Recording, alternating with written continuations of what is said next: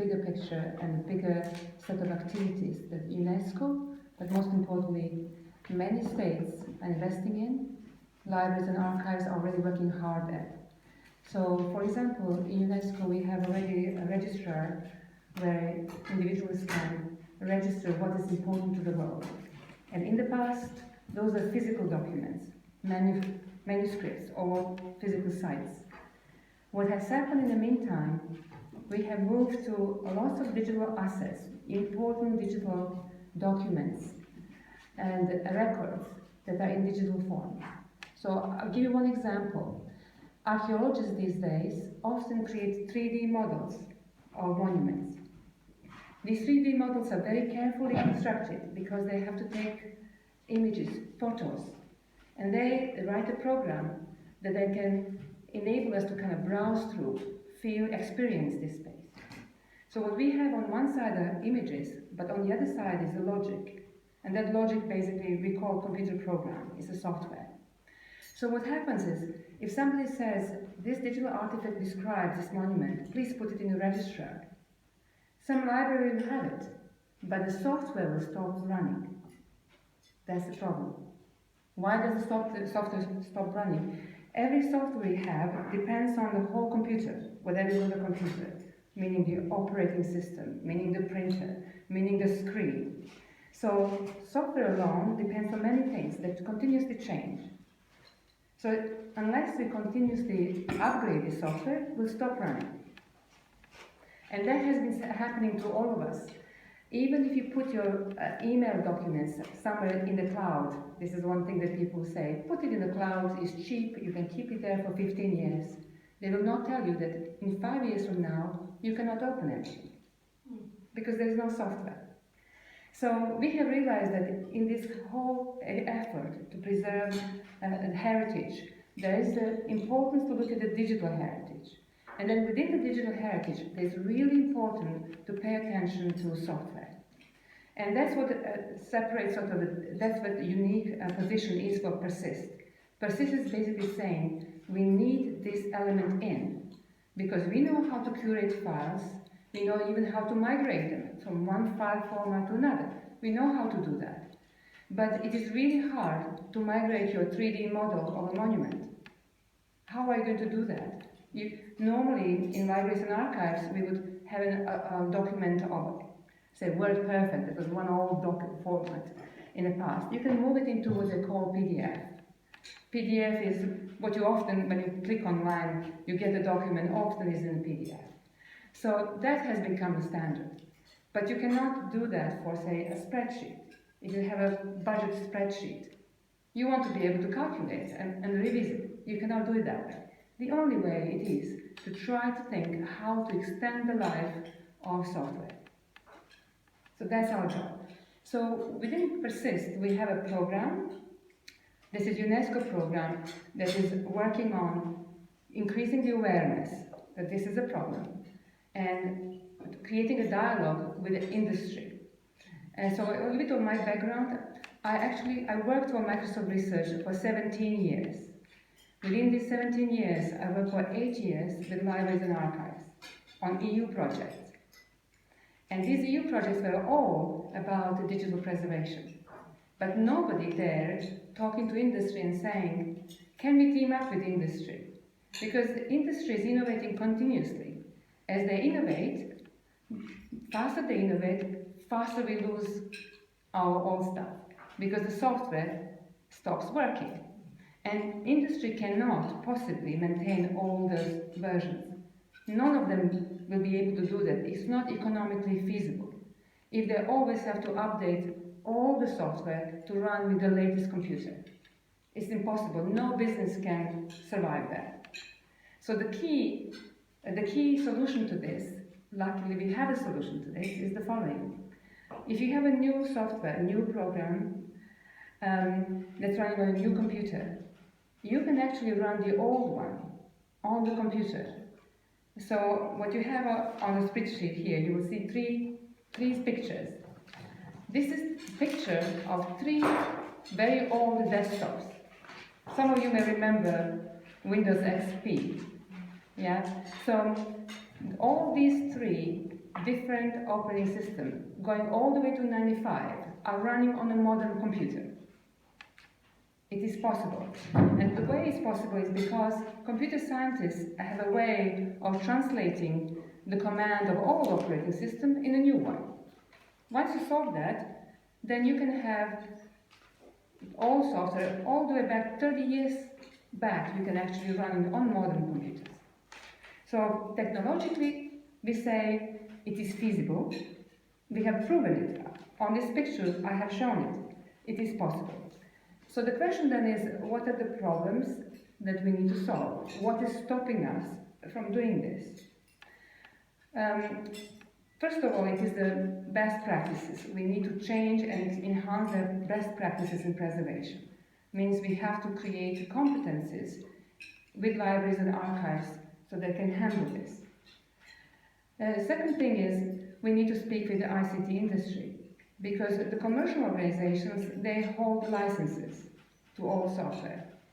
And we have been already speaking with Microsoft, with Adobe, with Autodesk, and they were all very pleased to listen to us, because they understand that they have created and innovated in this industry. And it is in nobody's interest for the world to have a black hole in their history. So these companies are very willing to hear from us what we want. And what we will, through UNESCO and PERSIST, we will put forward our desires. We will tell them that first of all, we would like to have the right to use licenses. If they are not selling the software, they are not spending money maintaining it, can you please give it to the world? And otherwise we cannot open our own documents. And because none of them is losing any money, none of them is losing anything, is it very likely that they'll say yes, especially for memories institutions. That's why at the end of March, we are going to have a formal meeting with them, and we would like them to express their agreement that this is a strategy that they're willing to take part in. Yeah. Now, suppose that we solve the problem of licenses. Suppose that everybody gives us licenses. The next step is, how do we practically do this? That's why PERSIST now program wants to start a PERSIST Foundation. And that foundation is very different from associations of memberships and organizations who discuss things. This foundation has to build a service that it hosts all this software. So there will be a foundation where we will have ability to have a blueprint of what it means having Windows XP desktop. Yeah? So that if libraries and archives need it, they will go to foundation and say, can we have the blueprint? Because we need it for our library. We've got a new collection. We need to be able to see those documents. So that's what the PERSIST Foundation is about. It will be a legal entity that will have the right to distribute these. So it will sort out the licenses.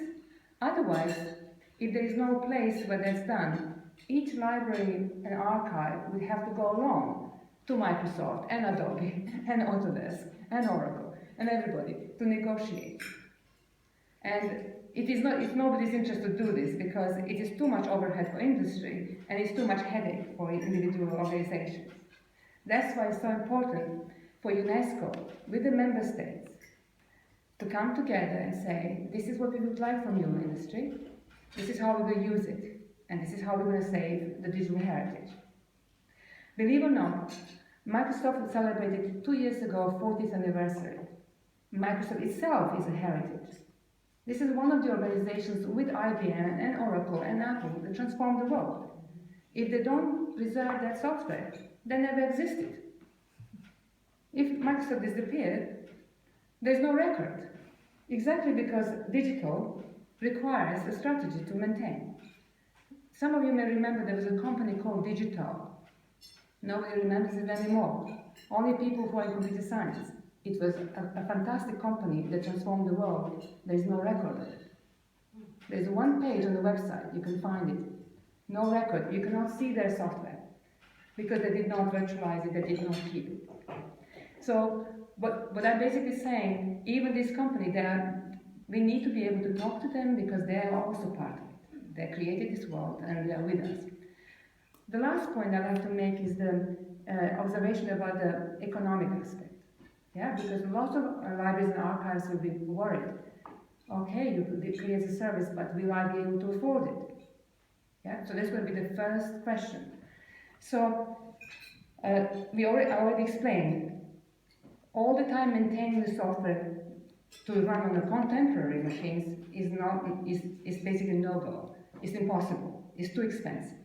However, using the technology that translates the old operating system into the new, so I can almost like I have a time capsule. That's possible. So the only thing that we need to do is make sure that the cost of that is small enough so that we can cover the use by the libraries and archives. So basically we are aligning the way we preserve the software with the demand. At the moment, the big problem is there is no demand from libraries or archives because they don't have it as part of their practices. So they are doing selection of content based on what they can do. But very soon, there will be very little static documents that they will be able to move into PDF. The new generation of artists are going to create very dynamic things. So then you have to be able to get the new practice in place. So with PERSIST, we are hoping to educate, create best practices so they can truly create the demand. So we have service on one side, demand. Once you have these two things, then you can have sustainability. It's important also for the government to think about this, because I have seen lots of investment in digitization, which is extremely important, because we have physical artifacts, manuscripts, you digitize them. But then, that digital copy is the most vulnerable one, because if we don't have a software to open it, then we have not done anything. So we have invested already in digitization a lot, but then we need to also think about how to preserve those copies and what to do with the digital. So when governments are thinking about where they will put the money for digital preservation, it would be very good to say both. Please, whenever you have a digital copy, tell me what your software is and make sure they come together. And if you are revising the project proposals, ask always people, where is your software and how are you going to maintain it? The strategy exists, as I said, and PERSIST will put in place these best practices to advise people how to do it. But economics will depend on how we educate and create demand. Yeah. I should tell you, I have been investigating as part of the PERSIST business planning. So it is feasible, because with one piece of software you can serve millions of documents on demand when you need it. And if you want to run one of these machines for 1 hour, it costs you £1. Okay? So if you have a scale, if you unite all the libraries and archives, I'm positive, I'm sure that we will be able to run this in a sensible way. It's just what we need to do, we need to take gradual steps. We create awareness, we provide the solutions, we put the foundation in place and show it. Only when people will show it, only people believe it. Thank you. Do you want to reach? Okay. No, I'm happy to take questions if you wanted some questions.